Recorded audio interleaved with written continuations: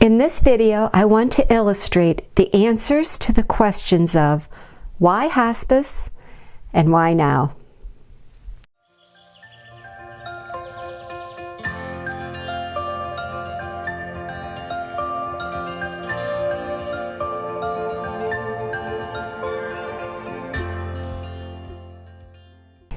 Today's video is to explain why you should consider hospice as soon as you or your loved one is eligible. Hi, I'm Dr. Vanessa Boyce, the founder of Mindful Next Chapters. I am a board-certified hospice and palliative care provider with over 40 years of medical experience. It is heartbreaking to see hospice-eligible patients opting to continue with traditional medical care. The usual rationale behind staying in traditional medical care is a desire for life prolongation. The fact is, with many diagnoses, hospice care extends life by an average of 29 days. In addition, the patient and the family's quality of life scores are significantly higher in hospice than in traditional medical care. I would like to share with you two patient stories to answer why hospice and why now. If any of this information is something you are interested in, don't forget to hit like and subscribe so that you can be the first to know as we produce new videos. Flo was a 70-year-old widowed school teacher with one child. She suffered from congestive heart failure and mild to moderate dementia. She had no advance directives and had not believed in discussing end of life. The patient was living alone, but her functional capacity was worsening. The daughter worked full-time and could not be her mother's caregiver. She took her mother to the hospital in the hopes to improve her mother's functioning. Her mom was admitted with heart failure and mental status change. The cardiologist determined that her heart issues were likely the result of a blockage of her coronary arteries. They recommended a cardiac catheterization, dangling the chance that this procedure could result in a simple stent which might improve the patient's functional capacity. The daughter authorized this procedure, and the patient endured an unpleasant process only to find out that her coronary artery occlusions were too extensive for intervention via stenting. The cardiovascular surgeon recommended a coronary bypass surgery versus hospice care. The daughter was not ready to lose her mom, so she directed the cardiovascular surgeon to proceed with the bypass operation. This led to an all too common chain of events. Flo did not have the capacity to understand why she was on the ventilator, unable to talk, and in severe pain. She developed agitation and sleep deprivation, which prolonged her time on the ventilator. This led to a hospital-acquired pneumonia and sepsis. These all led to further painful procedures and treatments. She required restraints for 30 of her 34 days in the hospital. As is usual, the patient's dementia had advanced as a result of her hospitalization, and she was not able to participate in her recovery. This meant that upon discharge, she would have to go home under her daughter's care. The daughter couldn't believe that the hospital was discharging her mother in a worse condition than what she had brought her in for. Medicare denied coverage for continued hospitalization despite the daughter's appeal. The daughter was still not ready for hospice care, and the patient returned home with only a few weeks of home nursing support.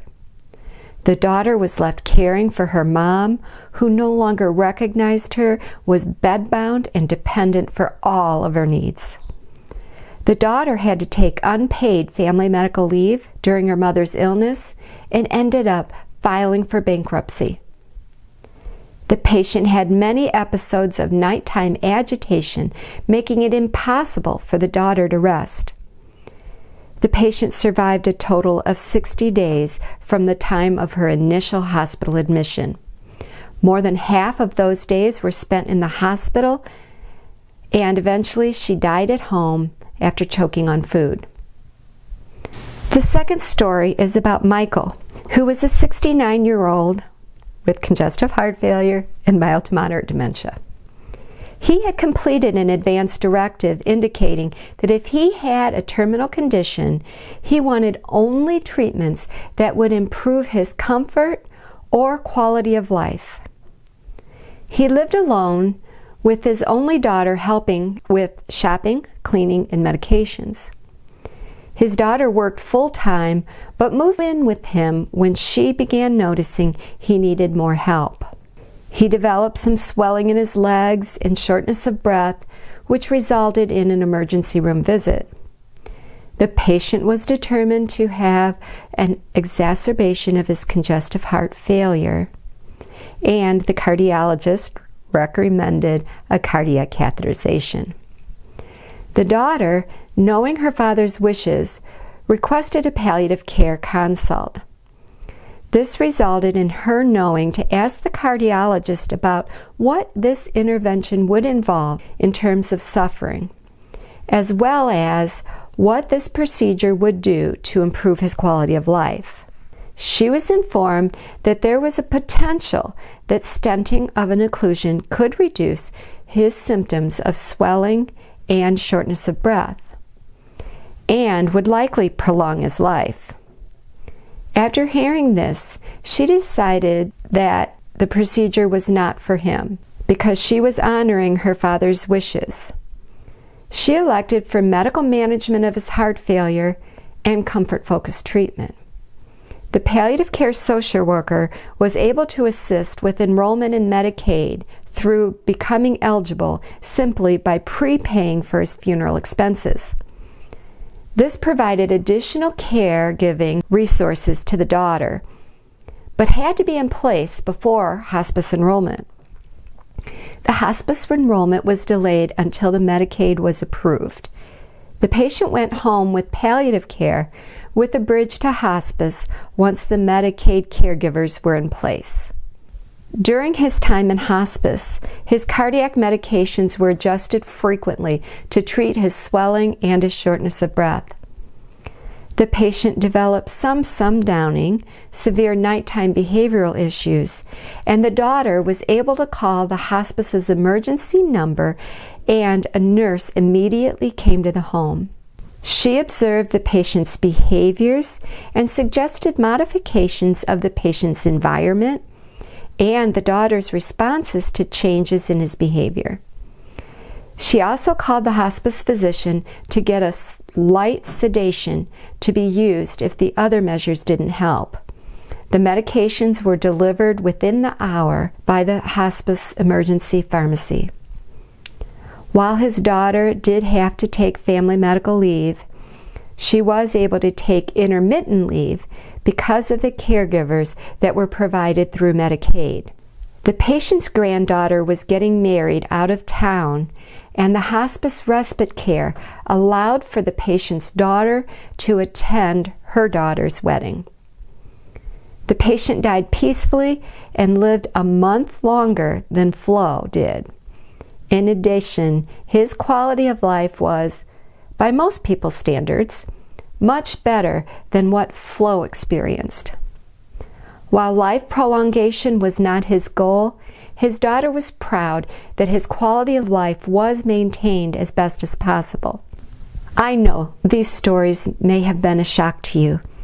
It may have even been triggering.